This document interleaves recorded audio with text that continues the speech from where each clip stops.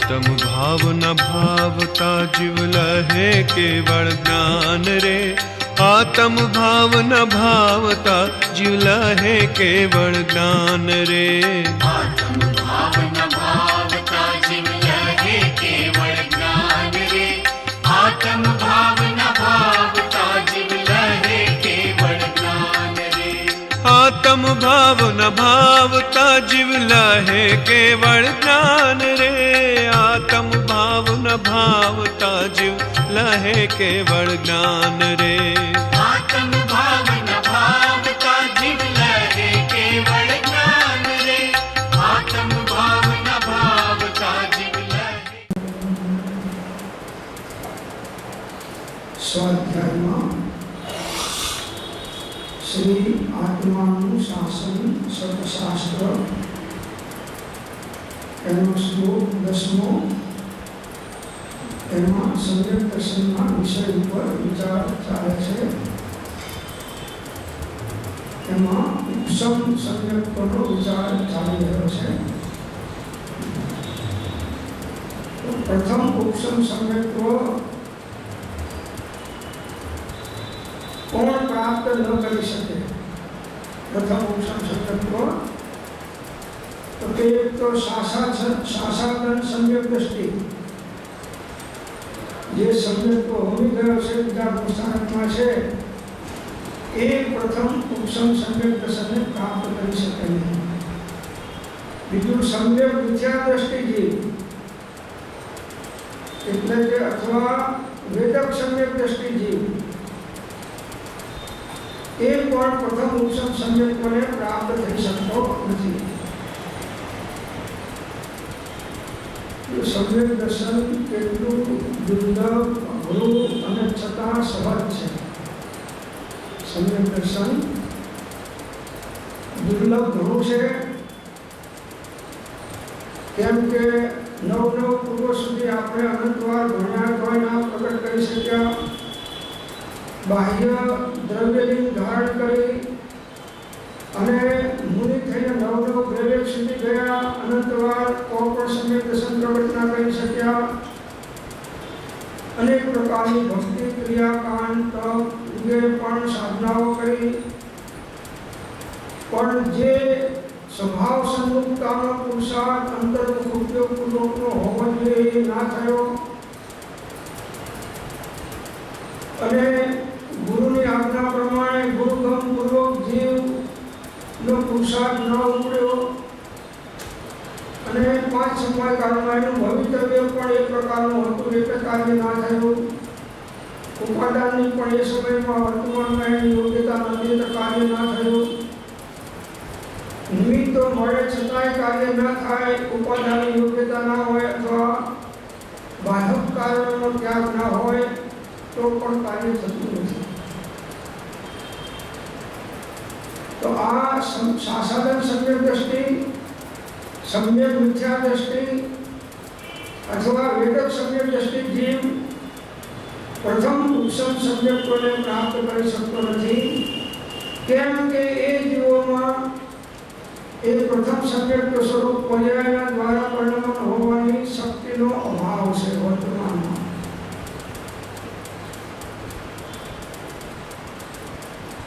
उपसम श्रेणी पर चढ़ने वाले वेदक सम्यक दृष्टि जीव यद्यपि उपसम सम्यक्त्व को प्राप्त करने वाले होते हैं, किंतु उस सम्यक्त्व का प्रथम उपसम सम्यक्त्व यह नाम नहीं है, क्योंकि उस उपसम श्रेणी वाले के उपसम सम्यक्त्व की उत्पत्ति सम्यक्त्व से होती है। जे जीव श्रेणी में चढ़े છે અને ઉપસમ સમ્યક્ત્વ દ્વારા દ્વિતીય ઉપસમ સમ્યક્ત્વ છે, અને પ્રથમ ઉપસમ સમ્યક્ત્વ તો જે મિથ્યાત્વમાંથી કર્ણલબ્ધિના પુરુષાર્થ દ્વારા આગળ વધી અને અંદરમાં શ્રદ્ધાપૂર્ણની નિર્મલ અવસ્થા પ્રગટ કરે છે, પ્રથમ ઉપસમ સમ્યક્ત્વ છે। એના અધિકાર એ જીવ મિથ્યાત્વમાંથી આ કાર્ય કરી લે છે।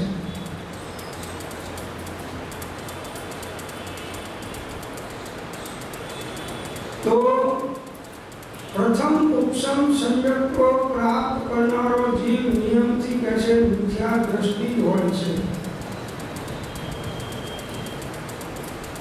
और धौला के अंदर में धौला महाग्रंथ से हम मूकी से कि इसलिए कहा है कि प्रथम उपशम सम्यक को प्राप्त करने वाला जीव मिथ्या दृष्टि ही होना चाहिए.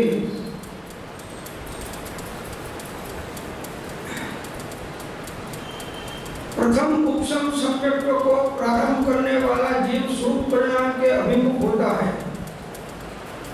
पहला अशुभ परिणामों नाश थई अने शुभ परिणामों तत्वों चिंतन देव गुरु धर्मनी भक्ति वगैरह अनेक प्रकारना शुभ परिणामों एना अभिमुख होय छे. शुभोपयोग पछी सम्यक दर्शन थाय छे, अशुभ उपयोग पछी तरत नथी थતું. એટલે જીવના એ વખતે ક્રોધ માન માયા લોભ રાગ દ્વેષ હિંસા જોર ચોરી કુશીલ પરિગ્રહની મૂર્છા આ પ્રકારના ભાવો એને પહેલા હોય ને સમ્યક દર્શન થતા પહેલા એના શું પરિણામ હોય. પછી અંતર મુહૂર્તમાં અનંત ગુણી વૃદ્ધિ के द्वारा वर्तमान विशुद्धि वाला होता है. अंतर मुहूर्तમાં કાર્ય પ્રોગ્રામ ચાલે છે એમાં અનંત ગુણ વૃદ્ધિ ભાવોની વિશુદ્ધિ એને વર્તમાન થતી રહેશે. વર્તમાન સમયમાં જે વિશુદ્ધિ છે એના કરતાં આગળના સમયમાં એની વિશુદ્ધિ વધારે થતી જાય, એના કરતાં આગળના સમયમાં એની વિશુદ્ધિ વધારે થતી જાય. અધઃકરણ અપૂર્વકરણ અને અનિવૃત્તિકરણ આ ત્રણ કરણ પરિણામ છે. એમાં અધઃકરણમાં શરૂઆત થાય પછી એનાથી વિશુદ્ધિ વધે આનંદ ગુણી ત્યારે એ અપૂર્વકરણમાં આવે અને એનાથી વિશુદ્ધિ વધે ત્યારે અનુવૃત્તિકરણમાં આવે અને ત્યારે એ જીવ ત્યાં અનુવૃત્તિકરણના અંતમાં એ જીવ ગ્રંથિભેદ કરી અને સમ્યક દર્શન કરી લે છે.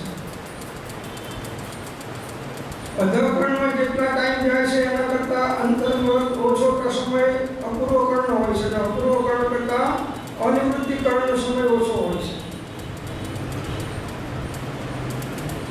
जो भावों विशुद्धि पर કેટલું કામ કરે છે અને એ ભાવોની વિશુદ્ધિ પ્રાય દેવ ગુરુ ધર્મના શાસ્ત્રના આધારે નિવૃત્તિ વિશેષ થાય છે. એટલા માટે મહાપુરુષો પોતાના ઉપયોગને ક્યાંક ને ક્યાંક ઉત્તમ ભાવોમાં રોકી રાખે છે અને પછી ક્રમે કરીને સ્વરૂપ અનુસંધાનનો પ્રયોગ કરે છે.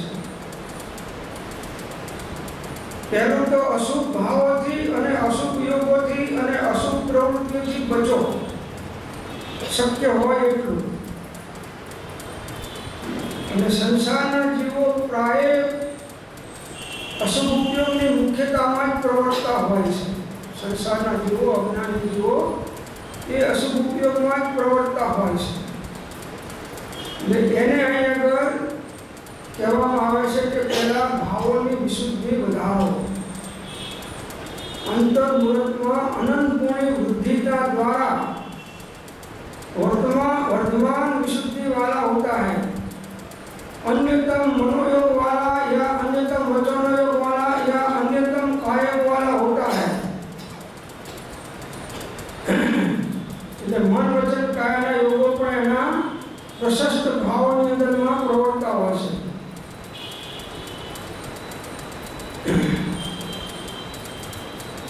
હિયમાન अन्यतम कषाय वाला होता है. वर्धमान અને હિયમાન વર્ધમાન એટલે વૃદ્ધિ પામે અને હિયમાન એટલે ઘટાડો થાય. તેના કષાય મંદ હોય છે, કષાયમાં ઘટાડો થાય છે. બાહ્ય કષાય અલગ વસ્તુ છે અને અભ્યંતર કષાય અલગ વસ્તુ છે. બાહ્યમાં સમ્યક દ્રષ્ટિ લડાઈ લડતો હોય છતાં એની અંદરમાં આનંદાનુની કષાયનો ભાવ છે તો એ મન કષાયવાળું કહેવાય. અને તમે ભક્તિ કરતા હોય વિચાર અવસ્થામાં તો પણ તમે તીવ્ર કસાય માનશો.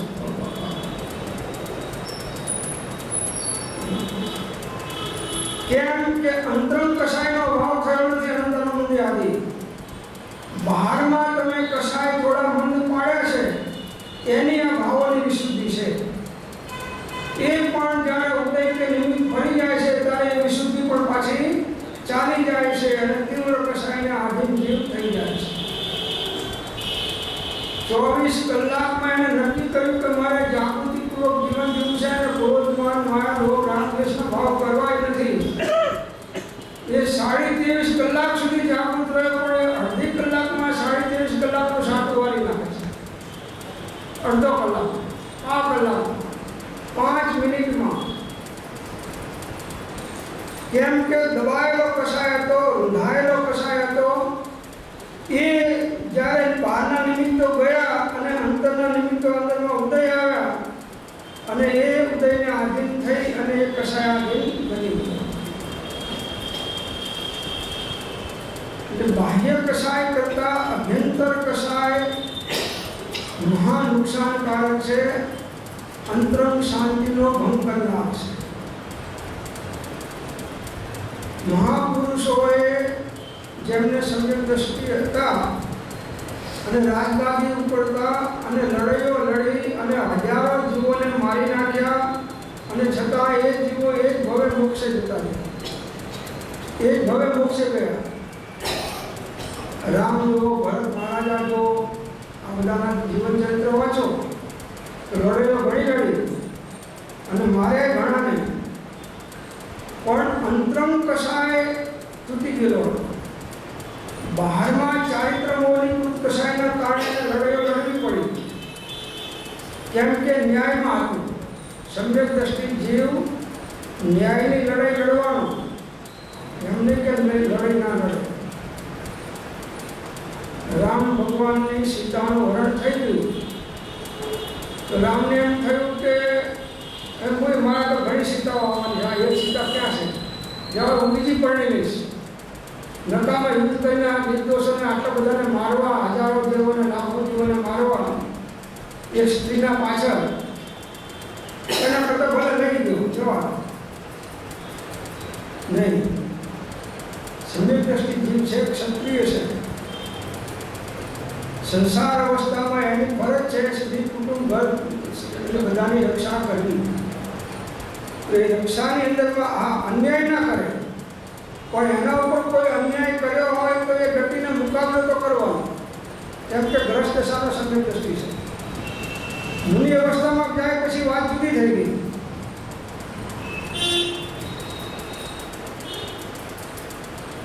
અને તમે કન્યા લઈ ગઈ તમારા સ્ત્રીને, તમે કઈ બોલ્યા નહીં કે નકામાં ઝઘડામાં રાગ દ્વેષ કરવા શું ફાયદો શું છે? તો તમે કાયર છો, તમે કાયર છો. તમારે લાગે ઓળખે છે એની સાથે તો તમે જે ન્યાય નીતિ સંપન્નતાપૂર્વક રહો અને કોઈ એવું વિપરીત કારણ આવી જાય કે એવા નિમિત્તો આવી જાય તેનો ડટીને મુકાબલો પણ કરો. પણ અંદરમાં પેલાનું અહિત કરવાનો ભાવ નથી, સત્યનું રક્ષણ કરવાનો ભાવ છે. અંદરમાં સત્યનું રક્ષણ કરવાનો ભાવ છે. તો આ ઉપસમ સમ્યક દ્રષ્ટિ જેને પ્રારંભ કરવાનો છે એ હિયમાન અન્યતમ કસાય વાળા હોતા है.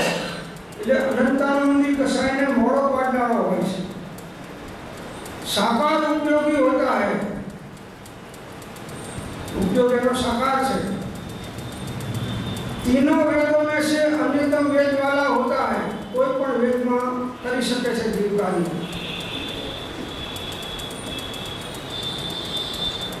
और संक्लेश से रहित होता है અને સંક્લેશથી પરિણામોથી રહિત હોય છે.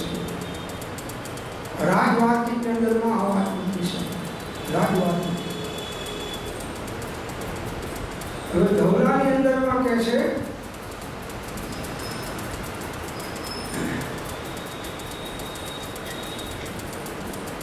प्रथम उपशम सम्यक्त्व के अभिमुख जीव असंयत होता है. જે પ્રથમ સંવેગનો અભિમુખ થયેલો જીવ છે એ અસંયત હોય છે. ભલે એ મહાવ્રતધારી હોય તો એ અસંયત જ છે. જ્યાં સુધી સંવેગ દર્શન નથી થયો ત્યાં સુધી એ પણ અસંયત જ છે. प्रथम उपशम संवेग के अभिमुख जीव असंयत होता है, मति व सद्ज्ञान रूप साकार उपयोगी होता है. आ धवलानिधन में કહે છે કેમ કે એ વખતે એને મતિ જ્ઞાન અને સદ્જ્ઞાન હોય છે અને સાકાર ઉપયોગી હોય છે, નિરાકાર ઉપયોગી નથી હોતો अथवा अनाकार उपयोगी नहीं होता. क्योंकि अनाकार उपयोगी के बाह्य अर्थ में प्रवृत्ति का अभाव है. જે અનાકાર ઉપયોગી છે એને બાહ્ય પ્રવૃત્તિ હોતી નથી, કેમ કે ઉપયોગ એમાં લાગ્યો જ નથી. ઉપયોગ લાગ્યા વગર બાહ્ય પ્રવૃત્તિ બનતી નથી. એટલે એ સાકાર ઉપયોગી હોય છે, અનાકાર ઉપયોગ નથી હોતો. પ્રથમ ઉપશમ સંવેગ को करना होगी. कृष्ण आदि छह लेस्याओं में से किसी एक लेस्या वाला हो, किंतु अशुभ लेस्या वाला हो तो हीयमान होना चाहिए. छह लेस्यामांथी कोई पण एक लेस्या वाला होय पण जे पाछळनी कृष्ण लीलाने कापोत लेस्याओ छे એ અશુભ લેસ્યાઓ છે. એ અશુભ લેસ્યા વાળો હોય તો હીયमान होना चाहिए. એટલે નીચેના પરિણામ વર્ધમાન પરિણામ विशुद्धिना ना हो, एना परिणाम विशुद्धिना घटता हो. और यदि शुभलेश्य वाला हो तो वर्धमान होना चाहिए. शुभलेश्य वाला हो तो एना परिणाम वर्धमान थाय. वर्तमान में जो शुभ भाव है एना करता पछीना समय में एनो शुभ भाव विशिष्ट प्रकारनो विशुद्ध होय.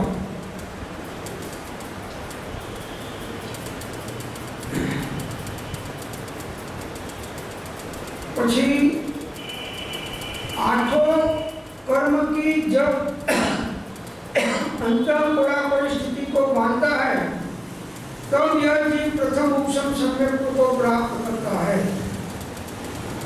8 कर्मों आम तो मुख्य 7 है. आयुष कर्म तो एक बार मन पड़े છે પણ 8 કર્મને જ્યારે અંતઃપુરા પરિસ્થિતિ બાંધે છે, હવે એના કર્મ અંતઃપુરા સાગરકુંડમાં આવી ગયા, હવે એથી વિશેષ નથી, ત્યારે જીવ सम्यक दर्शन प्राप्त करवानो अधिकारी थाय छे.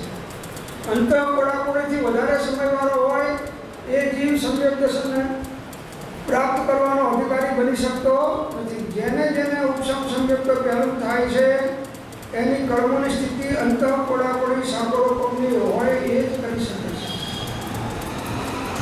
आ निमित्तोने केटલું સાથે अगत्यता बतावे छे कि एकलू એવું નથી કે ભઈ આત્મા ઉપયોગ પુરુષાર્થ કે કામ કરી થાય છે પુરુષાર્થથી, પણ છતાં બહારમાં નિમિત્તિક સંબંધથી આવા સંજોગો પણ એની અંદરમાં હોય છે. जिस समय इन सर्व कर्मों की संख्या 1000 सागरों से हीन अंतःपुरापरी सागरोपण प्रमाण स्थिति को स्थापित करता है, उस समय यह जीव प्रथम संवेग को उत्पन्न करता है. सर्व कर्म स्थिति संख्या 1000 सागरोपमથી બધા અસંખ્યાત સાગરોપમ છે. આટલી સ્થિતિ એની આવે કસાયોની અંદરનો મન પડે મોહની અને અંતઃપુરાપરી સાગરોપમની સ્થિતિમાં સ્થાપિત થાય ત્યારે આ જીવ પ્રથમ સંવેગોને ઉત્પન્ન કરે છે. આ દવલાની અંદરમાં વાત મૂકી છે.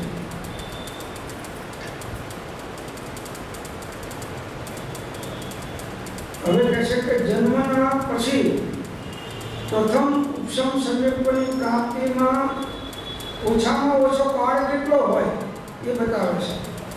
આ ધવલાની વાત મૂકી છે. ધવલામાંથી આવે છે कि नारकी मिथ्या दृष्टि पर्याप्तकों में सम्यक को उत्पन्न करने वाले अंतर्मुख से लगाकर अपने योग्य अंतर्मुख के पश्चात उत्पन्न करते हैं, उससे नीचे नहीं. नारकी मिथ्या दृष्टि पर्याप्त हो तो ये सम्यक को उत्पन्न करने वाला अंतर्मुख थी लगाड़ी અને अपने योग्य अंतर्मुख के पश्चात उत्पन्न करते हैं, उससे नीचे नहीं. એટલે અંતર્મુહૂર્ત પહેલા કામ થઈ શકતું નથી નારદીઓને। इस प्रकार सातों पृथ्वियों में जानना चाहिए। तिर्यंत मिथ्या दृष्टि नारदीની વાત આવી, હવે तिर्यंतની વાત થશે, ચારે ગતિની આવશે। तिर्यंत मिथ्या दृष्टि पर्याप्तकों में सम्यक उत्पन्न करने वाले जीव दिवस पृथकत्व से लगाकर ऊपरी काल में उत्पन्न होने वाले हैं, नीचे काल में नहीं। इस प्रकार सर्वद्वीप समुद्र में जानना चाहिए। तिर्यंतની વાત કરી કે तिर्यंत मिथ्या दृष्टि पर्याप्तમાં सम्यक उत्पन्न करने वाला जीव दिवस पृथकत्व कैसे लगाकर दिवसना जुदापણાને લગાડી અને ઉપરીમ કાળમાં એનાથી વિશેષ કાળમાં એનાથી નીચે કાળમાં નહીં, એને એટલો વધારે વખત લાગે છે।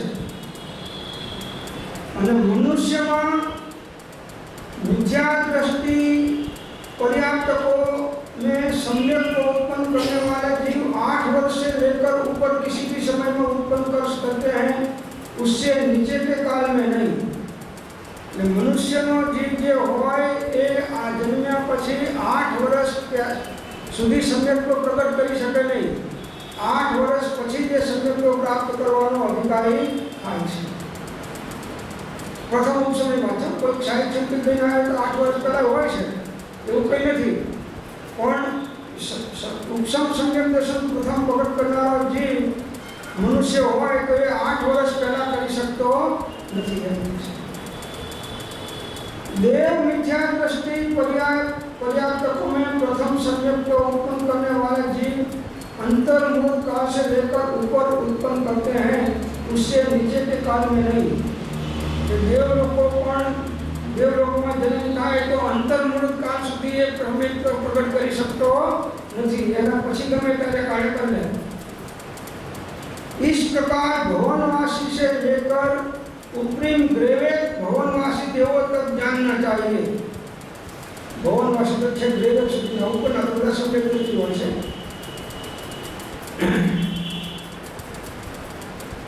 પછી કસાઈ પાઉલમાં મૂક્યું છે, કસાઈ પાઉલ આ પણ એક બહુ મહાન ગ્રંથ છે। કસાઈ પાઉલ બહુ પ્રાચીન ગ્રંથ છે। એમાં મૂક્યું છે कि दर्शन मोह का उपशम करने वाला जीव उपद्रव व उपसर्ग आने पर भी उसका उपशम किए बिना नहीं रहता। दर्शन मोहनो उपशम करवा वालो जीव भावोની વિશુદ્ધિ વધારતો જાય છે। એ વખતે કઈ કર્મના ઉદયના નિમિત્તથી કોઈ ઉપદ્રવો થઈ ગયા, ઉપસર્ગો આવી ગયા, પરિસરો આવી ગયા, કઈ પ્રતિકૂળતાઓ આવી ગઈ, कोई असाधारण उदय આવી ગયા તો પણ કહે છે કે એ ઉપશમ કર્યા વગર રહેતો નથી। આટલી બધી પ્રતિકૂળતામાં પણ એ પોતાનું કામ કરી લે છે। આપણે જેવું નહીં કે સામાન્ય ઉપસર્ગ આવ્યો કે પ્રતિકૂળતા આવી એટલે બધો ધર્મ બાજુમાં ગયો અને હોય આઠ ધ્યાન રૌદ્ર ધ્યાન કંઈક નાની મોટી બીમારીઓ આવે છે એટલે આપણને ડૉક્ટરને દવાના વિકલ્પો ખૂબ આવે છે। કૃપાળુદેવે 843 સૂત્રમાં મૂક્યું છે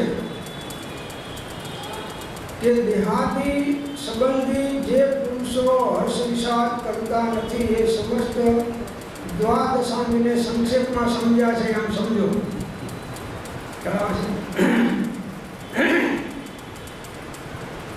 હર્ષ વિષાદ શરીરની પ્રકૃતિ છે, કર્મના ઉદય અનુસાર ચાલે છે।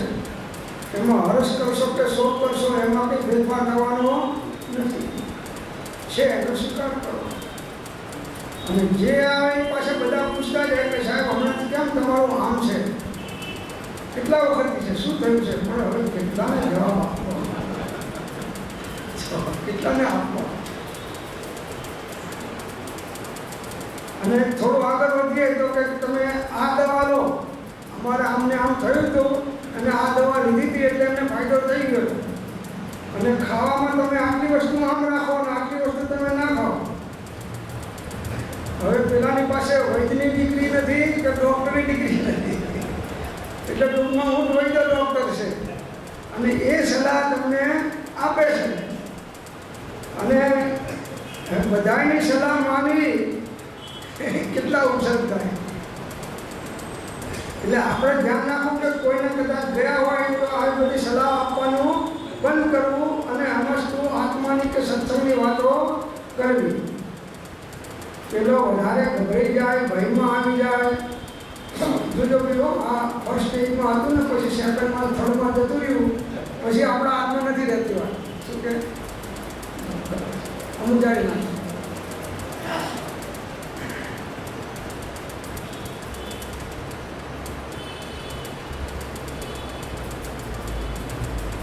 એવી રીતે હવે અહીં આગળ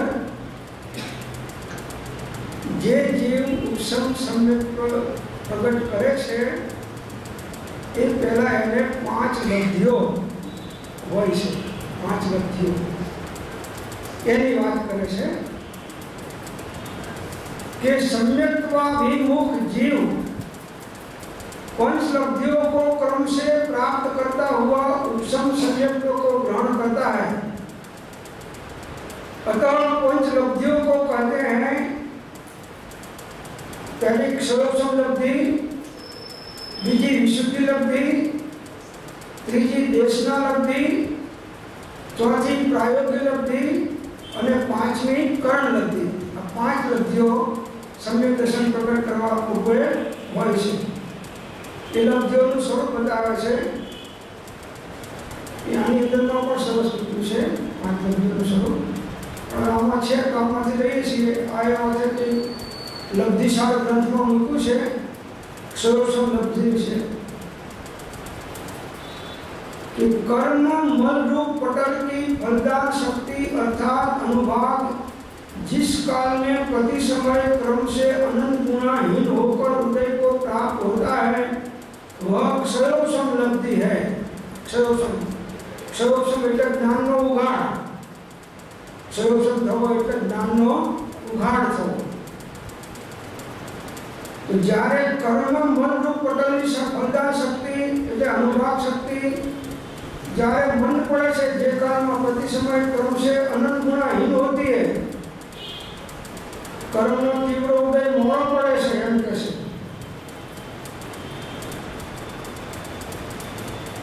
અને એના અંદરમાં જ્ઞાનનો ઉઘાડ વિશેષ થાય છે. એક સર્વસમ લબ્ધિ છે.